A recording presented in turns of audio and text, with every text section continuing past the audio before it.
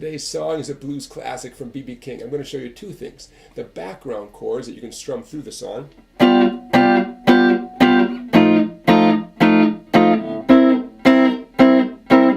And the great solo that B.B. King plays in the introduction.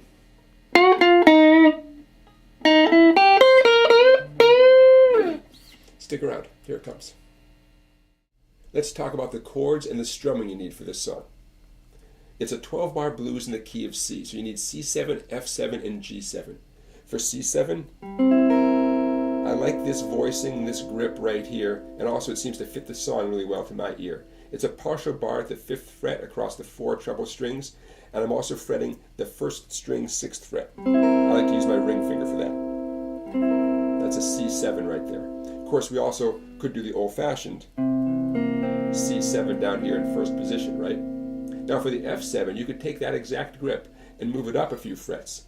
That's an F7 chord right there. I'm based at the 6th, 7th, and 8th frets. If you choose this version of F7, don't strum the 6th or the 1st string, or find a way to dampen out those strings. I like to reach around my thumb and dampen the 6th string a little bit, and then I relax my index finger and let some of the flesh from my index finger deaden the 1st string. So what I'm left with is a nice F7 grip there. Slide it up 2 frets and we've got our G7. Easy, right? Now some other options for F7 and G7 are down here in 1st position. I love this grip right here. I'm implying an F7. I'm playing 3 of the 4 notes of an F7. And it feels a lot like a D grip, but it's not. Okay, that's F7, and up 2 frets, that's G7. Okay, lots of possibilities here. Now in a moment I'm going to run through the 12 bars using 3 of these chords, but I encourage you to master all of these chords and to mix it up and find opportunities to slide between them and try out different ones, okay? Notice I'm not even getting into bar chords. I don't like bar chords, and there's lots of times where bar chords just aren't necessary. And even if you love bar chords and you're good at them, you still have to know other voicings, okay, beyond bar chords. So let's run through the 12 bar form. I'm going to use this C7, this F7, and this G7 right here. Okay, let's get started. The strumming is going to be nice and simple here. Downstrokes, a little bit of muting with the edge of your hand after every stroke, and it also helps if you relax your left hand grip just a little bit after every stroke. That also helps the vibrations to just end, okay? So you get that nice staccato sound. So grab your C7. 1, 2, 3. Everybody wants to know why I sing the blues. I said everybody wants to know why I sing the blues. Well, I've been around a long time. I've really paid my dues.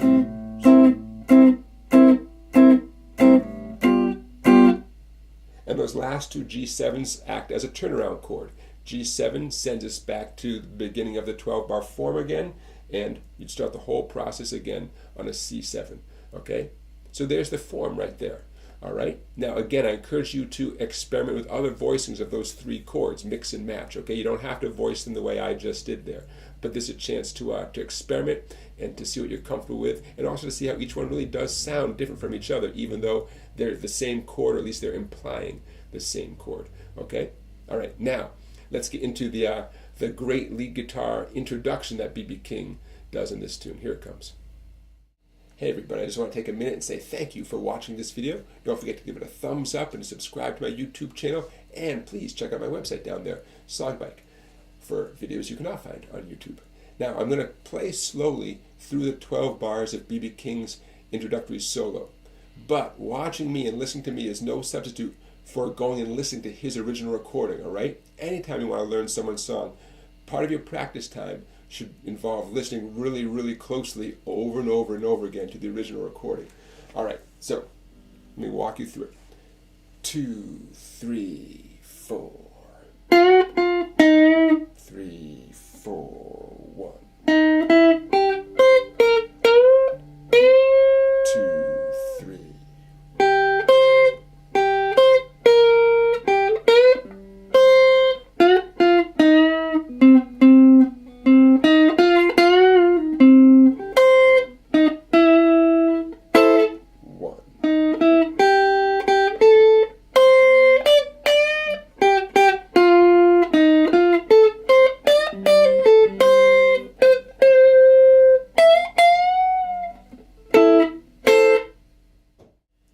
lot of the solo is performed in 8th position. That means your index finger is hovering around the 8th fret, middle finger on 9, ring finger on 10, and I'm going to be using my ring finger to reach up to 11 as well.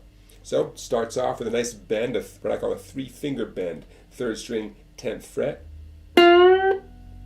Mute it so you can bring it down quietly so you can play a regular 10. And then 8 with a smaller bend. Next one, next phrase, index finger at 8. Get a nice little bar there in the 2 treble strings for that 8, 8, 11, 11 with a 3-finger bend, and a second one. Back to my little bar at 8.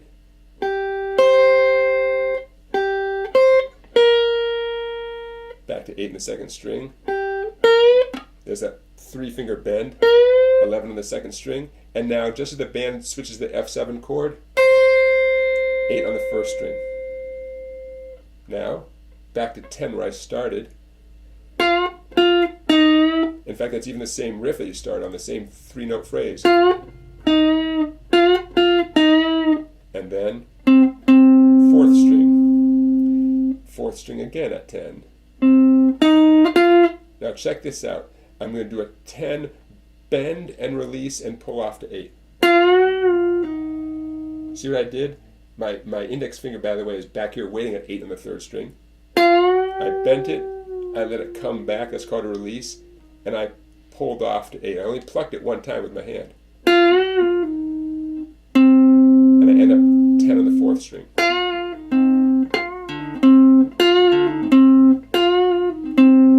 Nice move. Then a quick little bar at the 8th fret, 3rd string. And now for the first time a chord, 8, 10, 9. And he cuts it short, he hits it, but he doesn't let it ring. Might remind you of a D minor chord way down at the far end of the guitar. Okay? Now that does it for this clip. I'll show you the second half in the next clip. Here it comes. In this clip, we're just about to arrive at the G7 chord, okay? That'll take us to the end of the 12-bar form. We're still at the 8th fret, 8th position. 1. 8 on the 1st string. This is right when the band hits that G7 chord. You heard me bend that 10, but then I caught it with my picking hand because I don't want the listener to hear the release, you know? If I didn't do that, hear that last little tail at the end, that's what you don't want. So I catch it, and then I relax my hand.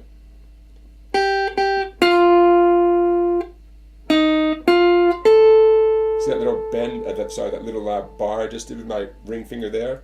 8, 10, 10. Little bend there on 10. Catch it, so I can do that.